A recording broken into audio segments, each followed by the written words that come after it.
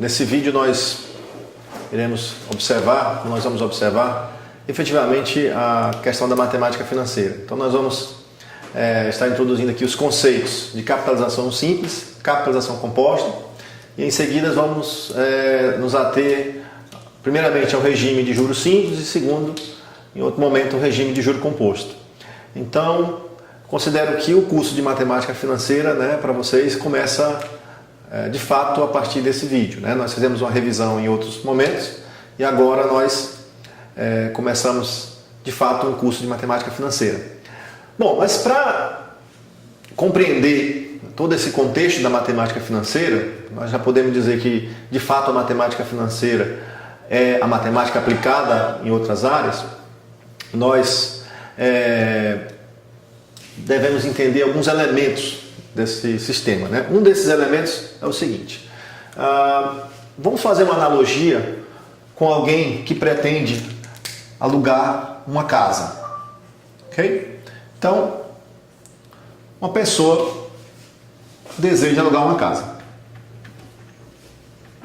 Aqui é a pessoa que deseja alugar uma casa. Essa pessoa, quando vai alugar a casa, ela paga por essa casa uma coisa que a gente chama de aluguel. Então, todo mundo que já alugou casa alguma vez na vida sabe o que é esse aluguel. O que é o aluguel? É um valor que você paga por estar usufruindo um bem que não é seu. Então a casa não é sua, não foi você que construiu, é de outra pessoa. A pessoa deixa você morar na casa e você paga a ela um valor financeiro para usufruir desse bem. Então, quem aluga um carro, ou quem aluga uma casa, ou quem faz o aluguel de qualquer outro bem, sabe muito bem como funciona isso. Bom, mas o fato é que essa pessoa que alugou essa casa, ela paga esse aluguel, mas como que ela paga esse aluguel? Com quais características esse aluguel é construído? Primeiro, dependendo do bem que você aluga, você vai alugar um carro. Normalmente as pessoas que alugam um carro, recentemente eu tive um amigo chamado Gilberto que alugou um carro, e a pessoa que aluga um carro, normalmente ela não aluga por mês, ela aluga por dia. Às vezes, normalmente é por diária. Então, o tempo que essa pessoa aluga, ou a unidade de tempo, depende um pouco do bem. Quem aluga casa, normalmente aluga casa por mês. Então, veja como já tem uma diferença aí. Quem aluga carro, normalmente aluga com a unidade de tempo sendo dias. Quem aluga casa, normalmente aluga por mês. Quem aluga um apartamento para passar férias num hotel, um quarto de hotel, normalmente também paga o que a gente chama de diária. Então, primeira coisa que a gente observa é que esse aluguel ele está linkado com o tempo, certo? Ele tem uma relação direta com esse tempo. E esse tempo, obviamente, ele é definido na relação contratual, se ele é em mês, se ele é em dia, se ele é em horas.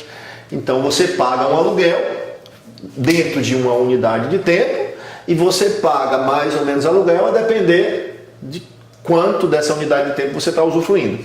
Então, se uma pessoa paga R$400 no aluguel de uma casa, esse R$400 ele tem que estar definido, não é indefinidamente que ele vai pagar R$400. Então, a pessoa que aluga a casa diz: olha, você vai pagar R$400 por mês, ou a cada mês. Significa então que a cada mês ela paga R$400 e assim por diante. Quem aluga um carro e paga R$70 por dia, passou 2 dias, paga 140.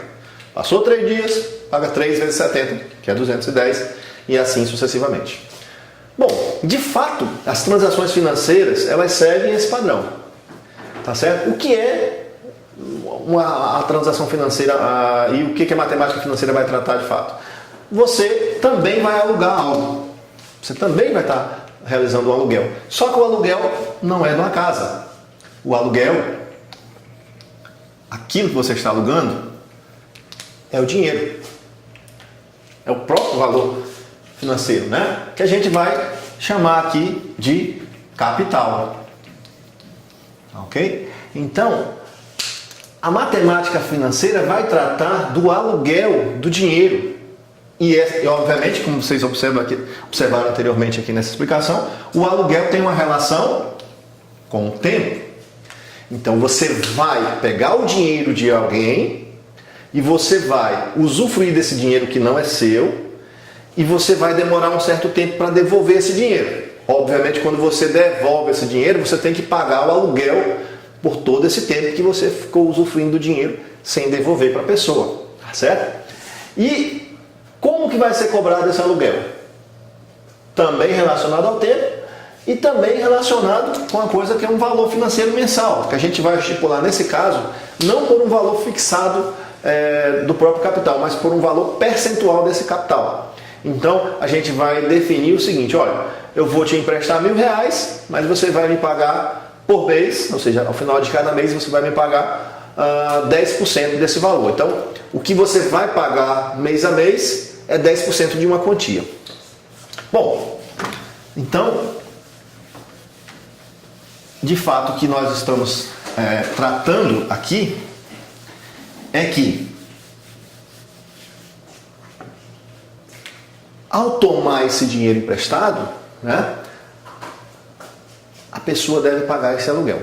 Observe que, se não existisse esse elemento, esse aluguel, que é o que a gente vai chamar de juro, né, a matemática financeira não precisaria existir. Praticamente não iria existir, tá certo?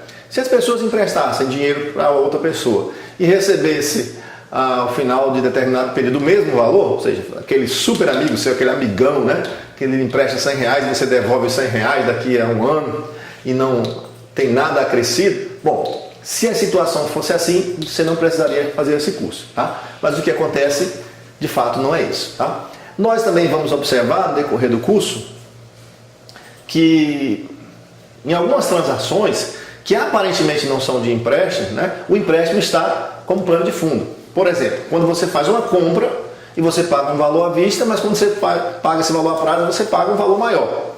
Então significa que você também está pagando aluguel, você também está pagando juros nessa transação.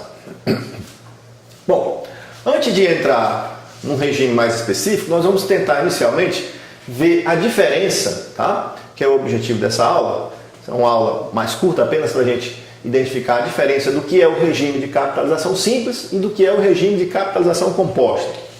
Tá bom? Então vamos supor o seguinte, que você vai tomar R$100 emprestados. Ok? Ou seja, você está alugando de uma pessoa R$100. Você tomou dessa pessoa R$100. Nós vamos chamar isso aqui de capital. Capital financiado. Então, o capital financiado seu foi os R$100. Bom, quando alguém empresta um dinheiro, essa pessoa define de início, e deve definir isso já no início, normalmente, da transação, a forma como que esse aluguel será pago, tá certo? Que é o que a gente chama de juros. Então, normalmente, aqui no nosso curso, nós vamos indexar o pagamento dos juros, o pagamento dos aluguéis pelo usufruto do dinheiro, com uma coisa que nós vamos chamar de taxa de juros. Então essa taxa de juros é o que vai definir a maneira como que o aluguel vai ser cobrado, como que o juro vai ser cobrado. Então digamos que alguém define o seguinte, olha, é 10% ao mês. 10% ao mês. Significa que toda vez que girar um mês, você deve pagar o seu aluguel. Você deve devolver o aluguel pelo dinheiro que você tomou emprestado. Ok? Bom, nessa relação, nós temos outros dois elementos. A taxa que indexa o valor que você vai devolver e a outra que é o próprio valor que você tem que pagar, que nós vamos chamar de juro. Então, os juros, de fato, é o nosso aluguel. Bom, mas além disso, você, quando aluga uma casa, você paga o aluguel da casa e você, depois de um certo tempo, pagando aqueles aluguéis mensalmente, você devolve a casa para o dono. Então aqui também a coisa funciona dessa maneira. Você vai pagar o aluguel, que é o que nós chamamos de juros, mas ao final você tem que devolver também aquele valor que você pegou emprestado. Então quando você pega aquilo que você pagou de juros com aquilo que você financiou, você cria um elemento que a gente vai chamar de montante, tá certo? Então o montante numa transação financeira para a gente será igual ao capital financiado,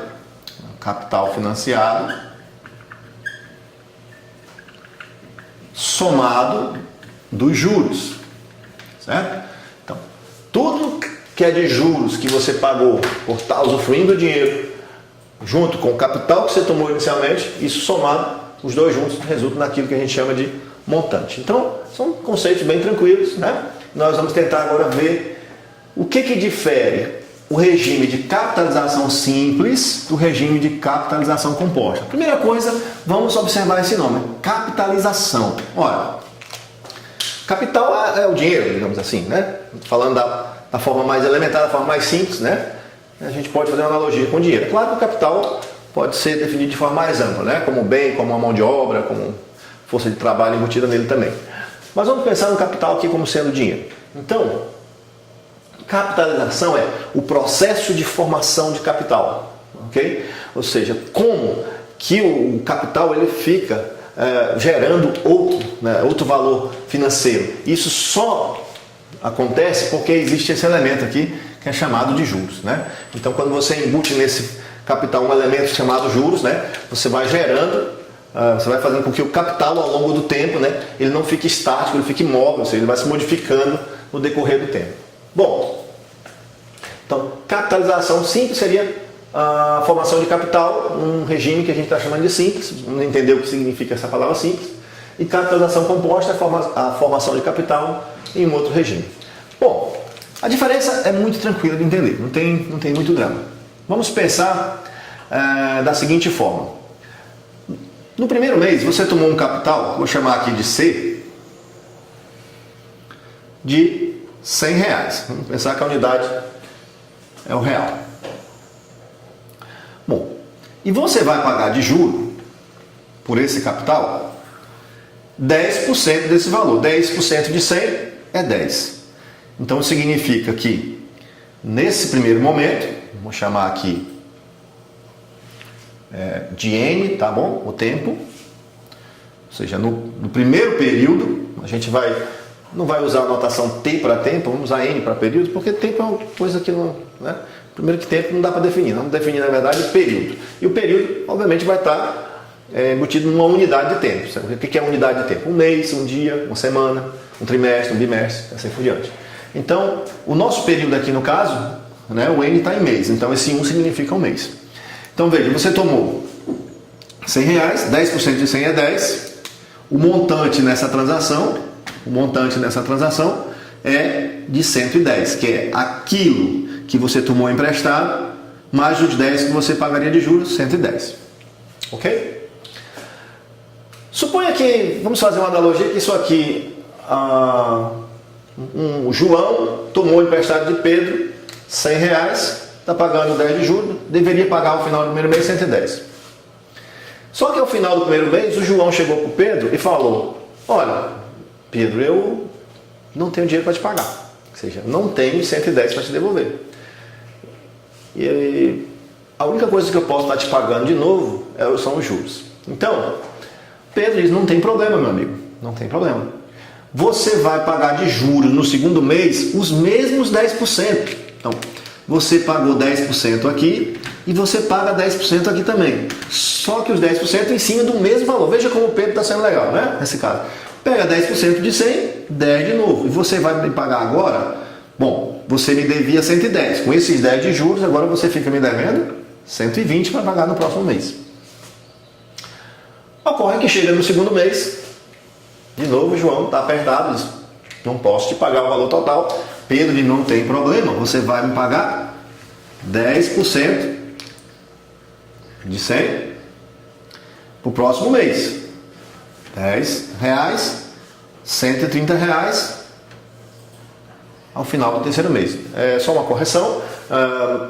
Estou supondo nesse momento, acho que para não ter confusão com o que eu falei anteriormente, que o João não está fazendo nenhum pagamento, tá? Anteriormente deu a entender que ele estaria fazendo um pagamento. Ou seja, o João chega no final do mês e não tem como pagar, não tem nada para pagar para Pedro. E Pedro vai cobrando o aluguel. Observe, o aluguel é sempre de quanto? De R$10. Aqui está aparecendo o aluguel de casa, né? Estipulo, você paga R$10 para ficar na minha casa. Todo mês paga R$10.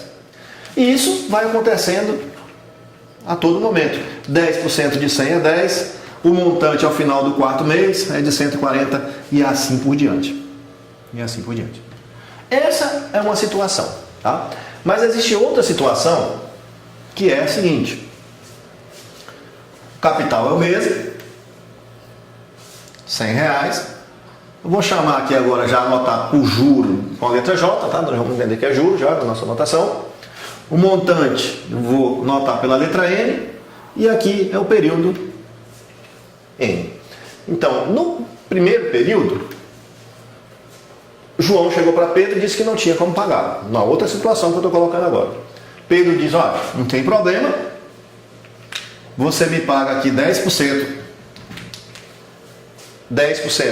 de juros em cima desse 100, então você me paga 10 de juros, um montante de 110, você está me devendo 110. Só que como o João não tem como pagar os 110, o que Pedro agora afirma é o seguinte: como você não tem como me pagar os 110, é como se você tivesse tomado emprestado agora os 110. Olha que lógica interessante também.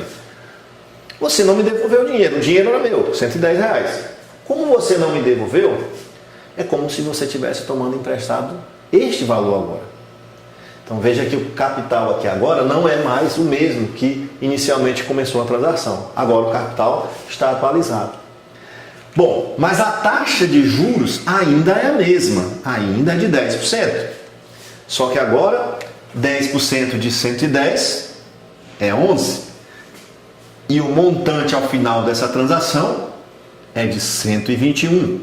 Ou seja, ao final do segundo período, você estaria pagando 121. Observe que aqui, na primeira maneira, né, era 120. Quando chegou ao final do segundo mês, João disse para Pedro de novo: rapaz, meu amigo, não tem como eu te pagar ainda, estou apertado. Pedro disse: não tem problema. Só que aquilo que você me deve não é mais 110. Você me deve agora 121. Então, 121 é o que você me deve, é como se você estivesse tomando de novo 121 emprestado. Ó, mas a taxa ainda é de 10%. 10% de 121, R$12,10. 121 mais 12,10 vai dar R$133,10 ao final do terceiro mês e assim sucessivamente. Olha, então a primeira coisa que nós observamos é que existe diferença entre essas duas formas de se pensar o processo de formação de juros. Nesse primeiro quadro, a taxa de juros incide sempre em cima do capital inicial. Já nesse, a taxa de juros incide sempre em cima de um capital que está sendo atualizado ao final de cada período. Nas duas situações que nós trabalhamos aqui, a taxa de juros é a mesma, 10%.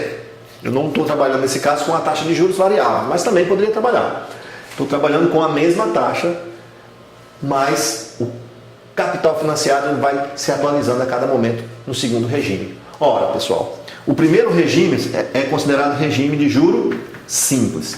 Então, o que caracteriza o juro simples? A taxa de juros sempre incide em cima do capital inicialmente financiado, sempre em cima do mesmo valor. O que vai caracterizar um regime de juro composto ou o regime de capitalização composta é que a taxa de juros sempre vai incidir em cima de um capital que está sendo atualizado pelo período anterior. Então, basicamente, essa é a diferença entre capitalização simples e capitalização composta. O regime que é mais utilizado nas transações comerciais é o regime de capitalização composta. Então, boa parte do nosso curso vai se dedicar à capitalização composta. Mas a capitalização simples ela ainda é utilizada também em algumas situações. Não muitas, né? Às vezes mais em questões didáticas, de explicação, de questões de concurso. Em algumas poucas situações também de fato financeira ainda é utilizada a capitalização simples. A gente vai estar discutindo isso no decorrer do curso. O regime mesmo que domina o mercado, né, que domina as transações financeiras, é o regime de capitalização composta. Bom, só a título de exemplo, às vezes alguém pode se achar injustiçado com a capitalização composta. Aqui nós não estamos tratando de injustiça ou de quem ganha mais ou quem perde mais. Nós estamos explicando como matematicamente funciona a lógica dos dois sistemas. E o interessante é que a lógica matemática, ela é, nos dois casos, muito tranquila de entender, né? Só tem filosofias diferentes. A filosofia é aplicar a taxa sempre em cima do capital inicial, e no segundo, a filosofia é aplicar a taxa em cima de um capital que está sempre sendo atualizado. Bom, ainda para exemplificar um pouco mais, uma transação financeira que é muito utilizada no juro composto, que a maioria das pessoas brasileiras conhece, é a poupança, né? Então, poupança é quando você coloca um dinheiro na poupança. Você colocou R$100 na poupança. Suponha que fosse 10% a taxa, que hoje não está, né, muito longe de ser 10% a taxa da poupança. Mas suponha que você colocou R$100. Quando chega ao final do mês, você pode sacar quanto? 110. Né? Desconsidera os impostos do governo federal, estadual ou municipal.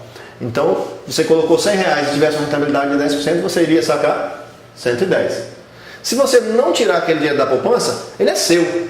É como se ele tivesse para o outro mês sendo atualizado, 110. E no outro mês você teria 121. E assim sucessivamente. Então, por exemplo, a taxa da poupança, né, a lógica da construção, o processo de formação de capital numa aplicação financeira da poupança é a lógica do juro composto. Tá? É claro que na poupança nós não vamos ter uma taxa fixa. Né? A taxa da poupança ela depende de alguns fatores que nós vamos estar explicando também em outros vídeos. Eu espero que vocês tenham entendido aqui que é o objetivo desse primeiro vídeo. Apenas mostrar a diferença entre os dois regimes de capitalização e já algumas nomenclaturas, algumas definições, como capital financiado, taxa de juros e montante. Tá? Então, a gente fica por aqui e esperamos aí vocês no próximo vídeo com mais conceitos financeiros e depois nos exercícios. Um abraço a todos.